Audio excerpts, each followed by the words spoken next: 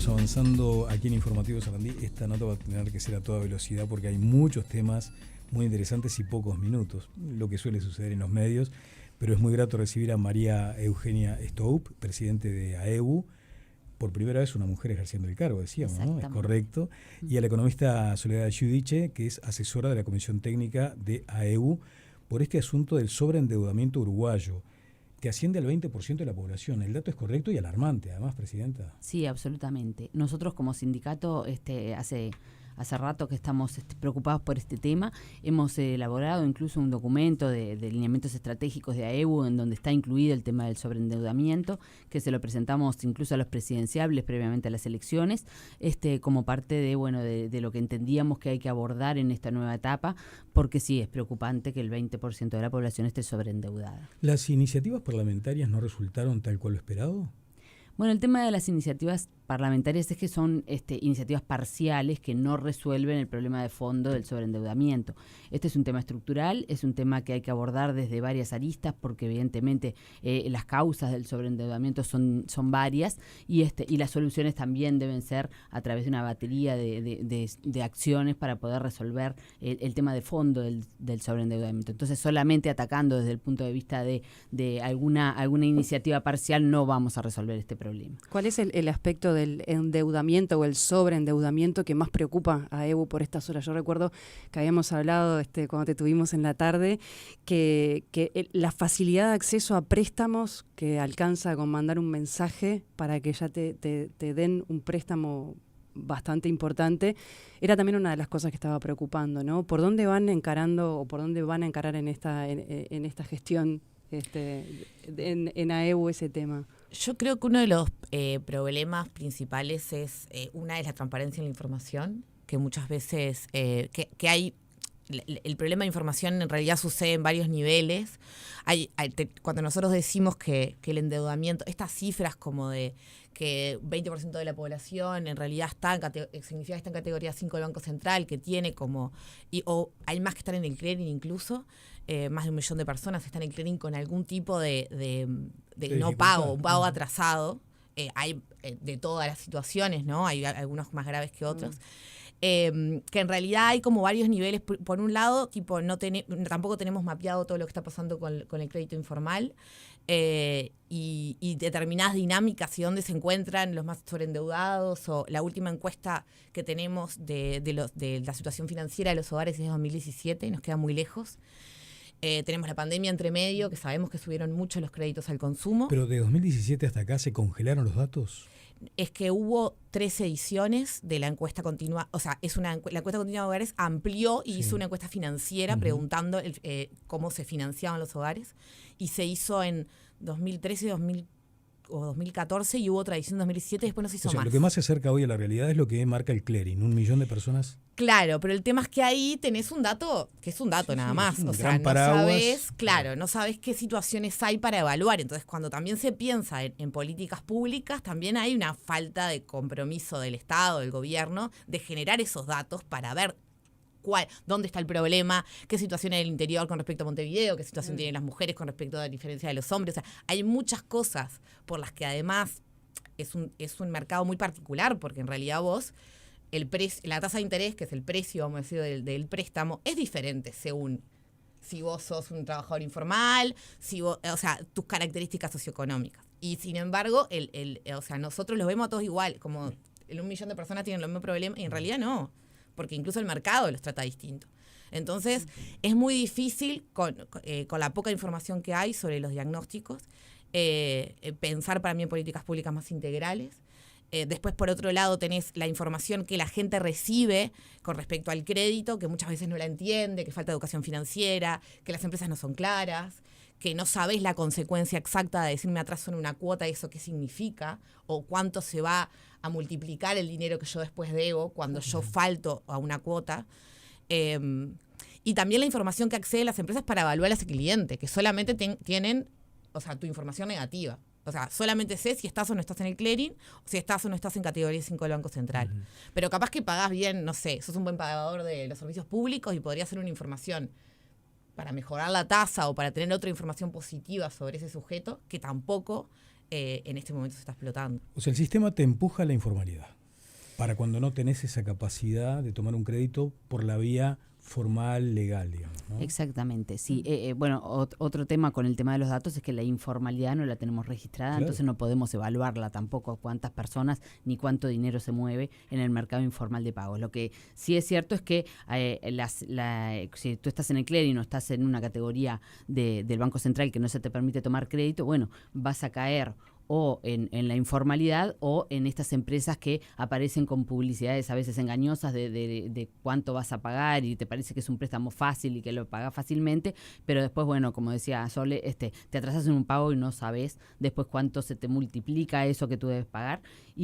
Pero que bueno, que es el mercado financiero que atiende a esta población que no puede entrar a un banco porque no puede cumplir con los requisitos que se le exigen para dar un crédito en mejores condiciones. Entonces hay un tema de educación financiera que nosotros estamos reclamando, pero también hay un tema de que nosotros reclamamos y bueno, vamos a tener instancias, ni que hablar con el nuevo gobierno y con el Banco Central, para que exista una coordinación entre el gobierno, los bancos públicos, los bancos privados y los actores del sistema financiero para buscar una solución de fondo a este tema. Hubo también una iniciativa el año pasado respecto a reestructurar deudas, que bueno, solucionó alguna cosa, pero fue insuficiente también, porque no hubo un encare más integral del problema. Entonces, ese es parte del reclamo de AEBU, de que se estudie en forma integral y se resuelva a través del sistema financiero, dentro de lo posible y en la formalidad, las necesidades que tiene la población de buscar un crédito, porque realmente la persona va a seguir necesitando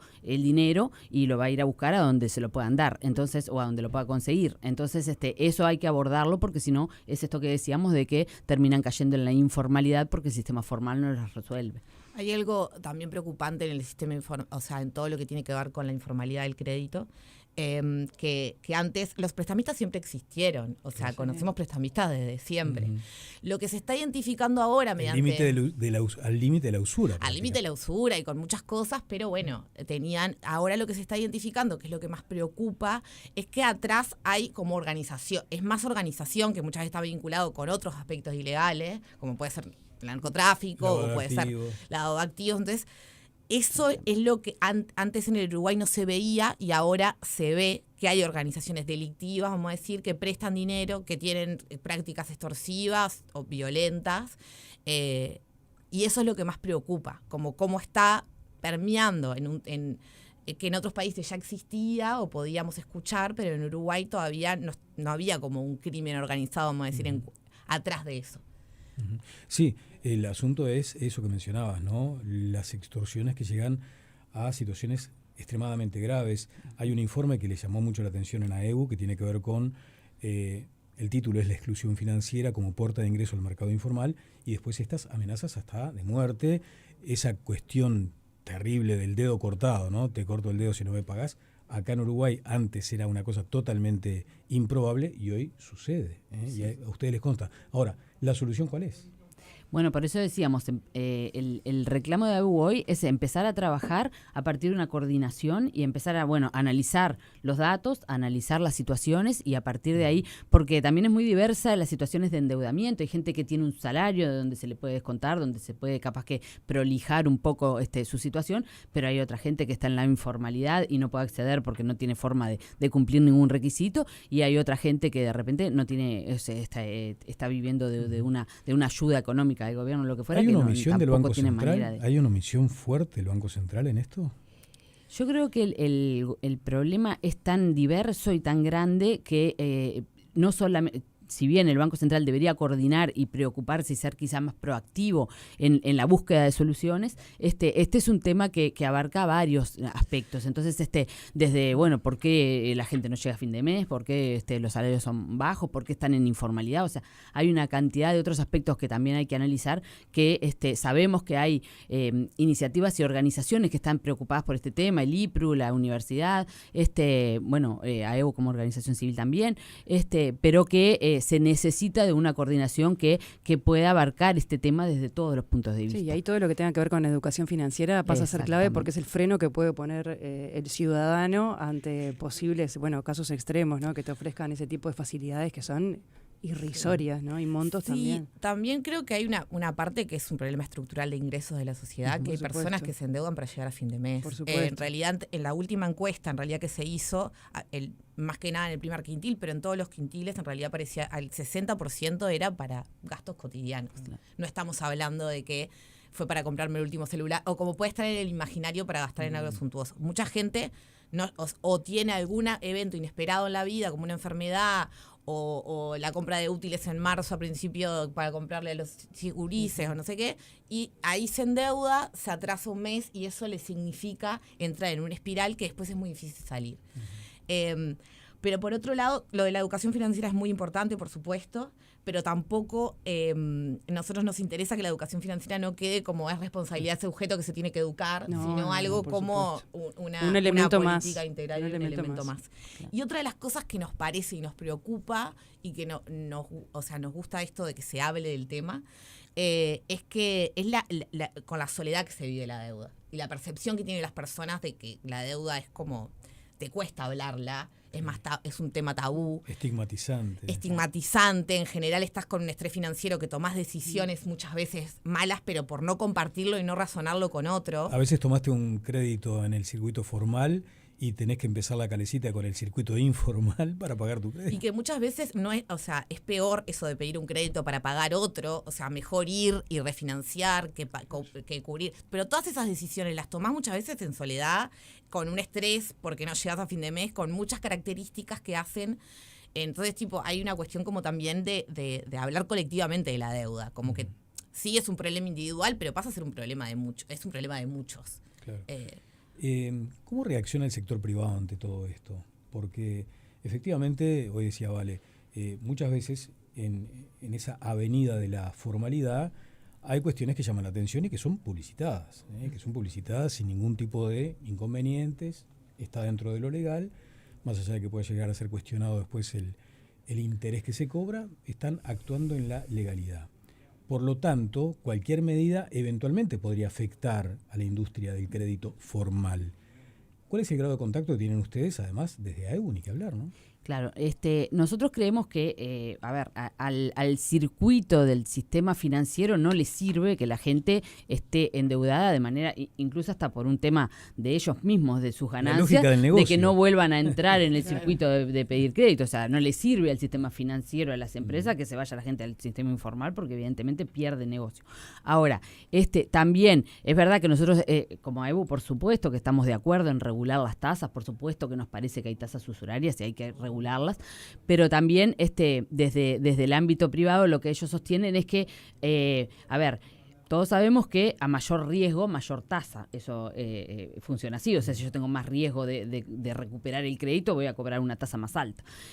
Tenemos que llegar a un equilibrio donde eso no haga que salgan del mercado algunos productos financieros porque no les es rentable a las empresas y terminemos volcando más gente a la informalidad porque menos herramientas va a tener para acceder al crédito. Entonces, nosotros somos muy partidarios de regular, pero también entendemos que de alguna manera hay que llegar a un equilibrio para que no desaparezcan determinados productos del mercado, para que todavía arrojemos más gente a la informalidad.